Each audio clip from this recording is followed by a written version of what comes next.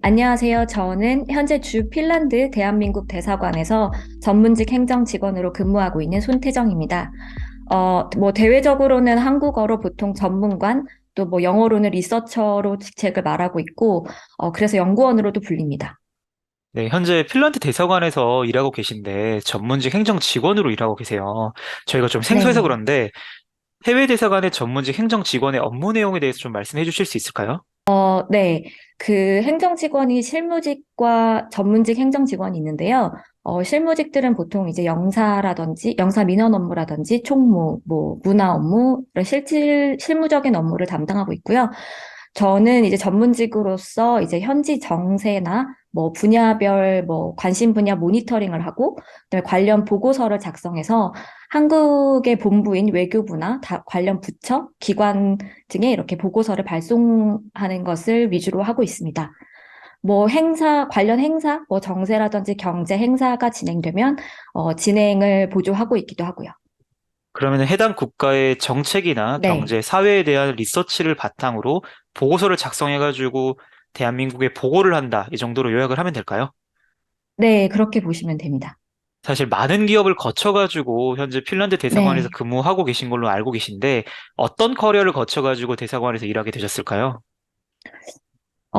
원래부터 이제 국제기구나 국제기구에서 근무를 하거나 국제 업무를 하는 게 제 희망사항이었는데, 전시 컨벤션 분야에 관심이 있었어서 처음에 한국관광공사에서 이제 해외 마케팅 업무를 하다가, 어, 국제개발협력 전공으로 석사를 시작하게 됐어요.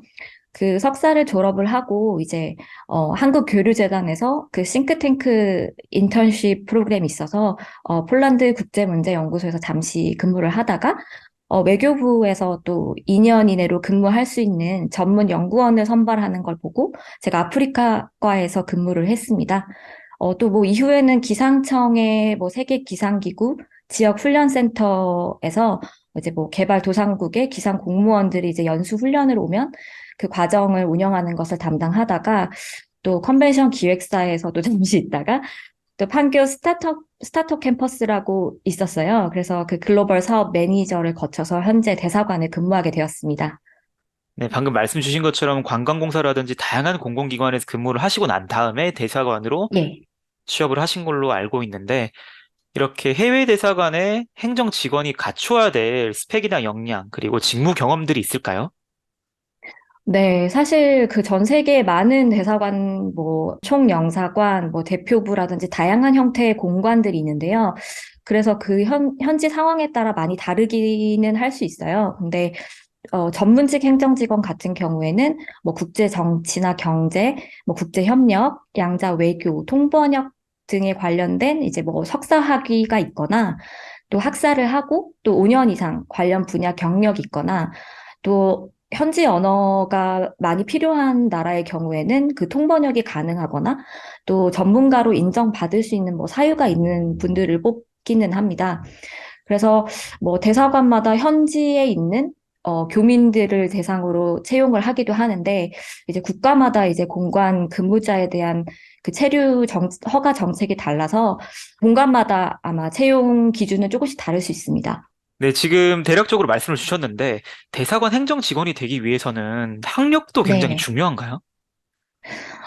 사실은 기본적으로 공공기관에서 현재 그 블라인드 형태로 지원서를 받고 있기 때문에 그 학교의 학력, 그러니까 뭐 전문직의 같은 경우는 석사를 인정을 하기 때문에 확인을 하긴 하지만 학교 자체가 문제가 되진 않고요.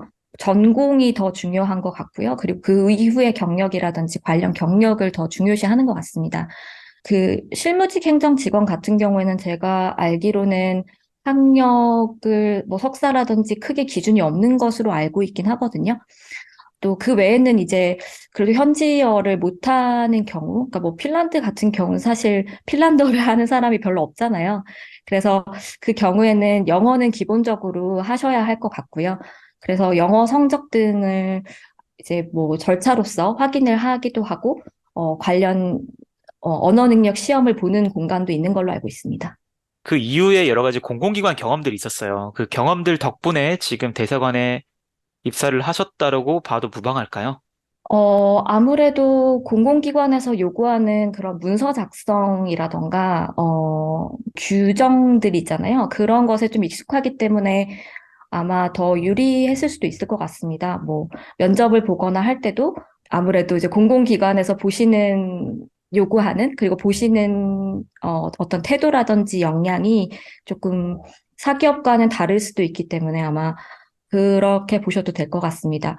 참고로 제가 여기 이제 대사관에 지원을 할 때 이제 문서 작성이라든지 보고서 작성 어떤 샘플을 어떻게 확인을 할 수가 있냐고 물어보셔서 이전에 제가 다른 기관에서 했던 비밀 문서가 아닌 경우, 그런 경우 조금 이렇게 공유를 해드린 것도 있습니다. 그럼 사기업과 공공기관 모두 경험하셨는데, 이러한 경험을 바탕으로 해외 대사관 근무의 장점과 단점을 말씀해 주신다면, 이 해외 대사관의 경우는 근무하게 되는 나라마다 다르고 또 이렇게 2, 3년마다 이제 외교 직원이라든지 공관장이 바뀌시기 때문에 그런 상황에 따라 많이 분위기가 달라질 수도 있습니다. 또 현지 문화나 공간 규모에 따라서 모두가 같다고 말씀드리긴 어렵지만 제가 봤을 때 대사관 근무의 장점이라고 하면 아무래도 이제 해외 생활과 해외 경험을 하고 싶은 분들에게 아주 안정적이고 좀 안전하게 근무를 할 수 있다는 장점이 있는 것 같고요. 뭐, 또, 음, 아주 많이 뭐 좋은 집을 구하기는 어렵지만 어느 정도 주거 보조비라든지 이런 현지 생활에 이제 한국에서 오시는 분 같은 경우에 정착에 조금 지원을 받을 수 있다는 점이 장점입니다. 연봉을 좀 알 수 있을까요? 대략적인 범위라도 저희가 좀, 네. 뭐, 이것도 사실 현지 물가에 따라 조금 다른 것으로 알고 있어서 제가 한마디로 말씀드리기는 어려울 것 같지만, 어, 보통 평균적으로 생각했을 때 사실 대기업 초임 연봉에도 이렇게 못 미치는 편이긴 한 것 같아요. 그 급여 자체만 생각해 봤을 때. 뭐, 하지만 어느 정도 주거 보조비라든지, 그런 부분이 있어서 현지 생활에 크게 어려움은 없는 정도인 것 같습니다. 네, 그럼 연봉 인상폭을 좀 높게 네. 기대를 할 수 있는 직무일까요? 사실 이것도 단점이라고 할 수 있는 것이 아무래도 대사관이 외교관 위주로 운영을 되기는 하기 때문에 저희가 그렇게 연봉 인상이라든지 뭐 승진이라든지 그런 경우가 사실 흔하지 않아요. 그래서 아무래도 또 정부기관에서 뭐 예산에 따라 다르기는 한데 뭐 요즘같이 조금 어려운 때는 사실 연봉 인상을 크게 기대하기는 어렵고 일반 사기업처럼 뭐 보너스라든지 뭐 임금 인상이 큰 폭으로 이루어지기는 어렵다고 생각이 됩니다. 공공기관을 꿈꾸는 많은 취준생 분들이 있는데, 사실 공공기관이 그렇게 많이 뽑지를 않다 보니까 먼저 사기업으로 커리어를 시작하시는 분들도 굉장히 많아요. 근데 이러한 사기업의 뭐 영업이나 홍보, 마케팅 경험이 공공기관 취업에 좀 유리하게 작용을 할까요? 네, 전 정말 큰 도움이 된다고 생각을 합니다. 특히 그 외교부 같은 경우에는 지금 뭐 5급이라든지 7급 공무원의 경우도 실제 경력이 있는 분들을 뽑는 경우가 많거든요. 그래서 채용 공고를 확인을 하시면 이제 정기적으로 매년 경력직을 선발을 하고 있어요. 그래서 지금 현재도 부처에도 뭐 마케팅이라든지 무슨 일반 대기업 경험이 있으신 분들이 많이 계세요. 그래서 앞으로도 더 많이 뽑을 것 같아서 뭐 물론 1년에 뽑는 인원이 많지는 않은 것 같습니다. 뭐 부처가 그렇게 크게 확장을 하는 경우는 아니기 때문에 그렇지만 원하신다면 문을 두드려 보는 것은 좋을 것 같습니다. 네, 확실히 처음부터 공공기관을 준비할 때 네. 공공기관만 준비해가지고 취업 준비 기간이 늘어나는 것보다는 사기업 경험을 그 공백기보다 사기업 경험을 하면서 공공기관을 준비하는 게 조금 더 유리하게 작용할 수 있겠네요. 네, 뭐, 시험이나 이런 것 때문에 많이 이제 사기업 경험보다는 아예 그렇게 준비를 하시는 것 같은데, 제가 봤을 때는 실제로 경험을 하는 것이 좋다고 생각합니다. 네. 네, 실제로 그 외교부에도 뭐, LG라든지 뭐 그런 기업에 근무하신 분들이 많이 계세요. 알겠습니다. 그럼 마지막으로 제가 질문 드릴게요. 앞으로 만들어 나가고 싶은 커리어 패스가 있으실까요? 뭐 제가 지금 여기 주로 있었던 시기가 코로나 때문에 약간 활동이 저조한 때에 있어서 조금 더 공간 생활을 조금 더 해보고 싶은 마음은 있고요. 그리고 사실 아까 말씀을 못 드렸는데 이제 뭐 재외 공간 같은 경우에 뭐 유럽 연합이나 유엔 등의 국제 기구나 뭐 조직이 있는 그런 지역에는 대표부라는 공간도 있어요. 좀 그런 곳이 조금 더 전문적인 연구라든지 보고나 회의 참석 등이 가능해서 그쪽으로 이직을 생각도 했었습니다만, 현재는 핀란드에 조금 더, 근무를 해도 괜찮을 것 같아서, 추후에는 어쩌면 핀란드 현지 기관이나 기업에 한번 취업을 해볼 생각도 있습니다. 네, 그럼 확실히 대사관에서 근무를 하다가 국제기구 쪽으로 간다던가 아니면은 해당 기업의 사기업으로 입사를 하는 케이스도 생각을 해볼 수 있겠네요.